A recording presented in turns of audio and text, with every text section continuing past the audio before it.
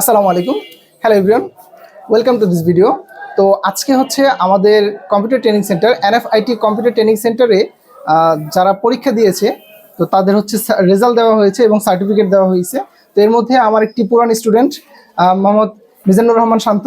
তো ওর অনুভূতিটা আজকে জানবো যে ও পরীক্ষা দিয়েছে এবং A+ পাইছে, দেখে ওর অনুভূতিটা কি সেটা আমাদেরকে আজকে শেয়ার করবে। শান্ত, বলো তোমার অনুভূতি কি? আসসালামু আলাইকুম। বলো। আসসালামু আলাইকুম।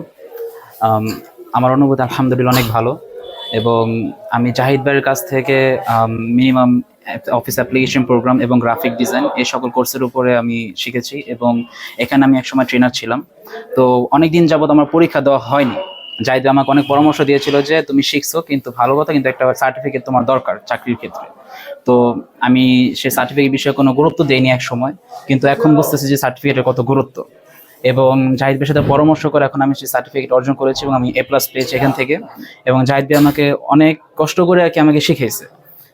আমি কিছুই পারতাম না, কম্পিউটার কীভাবে চালু করে সেটাও আমি জানতাম না। এখন আলহামদুলিল্লাহ জাহিদ ভাইয়ের মাধ্যমে আমি কম্পিউটারের A to Z অনেক কিছু আমি বুঝতে পেরেছি। এবং আমি বলতে পারি যে আমার যদি ফার্স্ট কম্পিউটার লাইনে কেউ মানে গুরু থাকে তাহলে সেটা জাহিদ ভাই।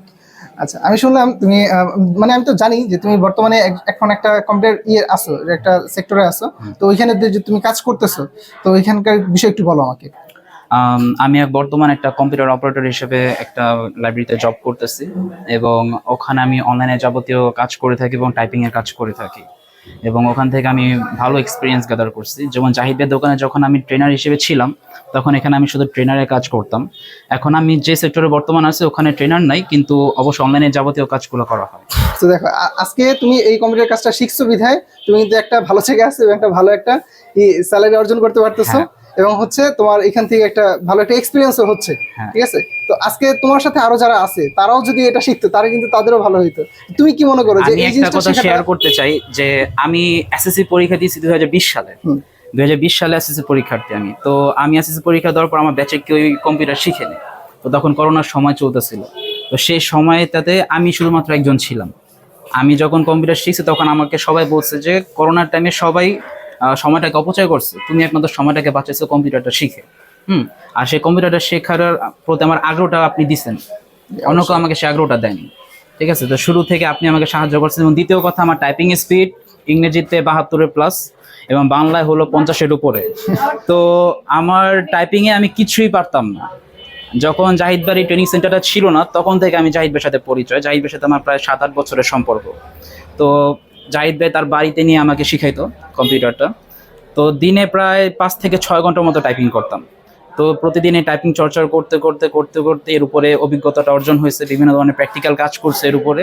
এখন প্রায় আমার ইংরেজির উপরে 72-এর উপরে স্পিড, এবং বাংলায় 50-এর উপরে, এবং এর জন্য আমাকে গুরুত্বটা দিচ্ছে জাহিদ ভাই। এটা একটা অস্বাভাবিক একটা বিষয়, মানে মানুষ বাংলায় 50 এটা বিশ্বাস করতে পারে না, কিন্তু আমি নিজেকে ধন্য মনে করি যে এরকম একটা স্টুডেন্ট আমি বানাইছি যে বাংলায় 72 ওর স্পিড আর ইংরেজিতে 50-এর উপরে। তো এটা মানে কিভাবে সম্ভব, এটা অনেকে বিশ্বাস করে না। এটার একটা বাস্তব প্রমাণ হচ্ছে শান্ত। ঠিক আছে, তো যাই হোক, ধন্যবাদ তোমাকে, তুমি গুরুত্ব দিয়ে এটা শিখছো। তো তুমি আরো করবা যে যারা নাকি শিখতে চায় তাদের ব্যাপারে তুমি কি বলতে চাও? মানে অনেকে এটা গুরুত্ব দেয় না, তাদেরকে একটু বলো যে আমার কাছে এরকম অনেক মানুষই আসে যারা বলে যে ভাই কম্পিউটারটা শেখা তো দরকার, এখন কিভাবে শিখবো। এমনকি আমার বাবার বয়সী অনেক লোকজন আসে যাদেরকে আর কি অনেক কম্পিউটার শেখার প্রয়োজন পড়ে, এবং অনেকে মনে করেন দেখা যায় নতুন নতুন জবে ঢুকবে, তখন সেক্ষেত্রে আর্জেন্ট প্রয়োজন পড়ে যে আমি এখন কম্পিউটার শিখবো। এখন আর্জেন্ট তার কোনো কিছু শিখলে ওটা তাড়াতাড়ি শেখা সম্ভব হয় না, শিখতে হবে শুরু থেকে। তো আমি মনে করি যারা যারা নতুন কম্পিউটার শিখে, আমি মনে করি যে তাদের প্রথমে অফিস অ্যাপ্লিকেশন প্রোগ্রাম এটা আগে ফার্স্টে থেকে শেখা উচিত, কারণ এখানে আপনার কম্পিউটারের বেসিক থেকে শুরু করে সব শেখানো হয়। আমি মনে করি যে প্রতিটা মানুষেরই অফিস অ্যাপ্লিকেশন প্রোগ্রাম থেকে শুরু করা উচিত। ঠিক আছে, ধন্যবাদ শান্ত। ঠিক আছে, আসসালামু আলাইকুম রহমতুল্লাহ। সমস্যা দিতে পারি একটু।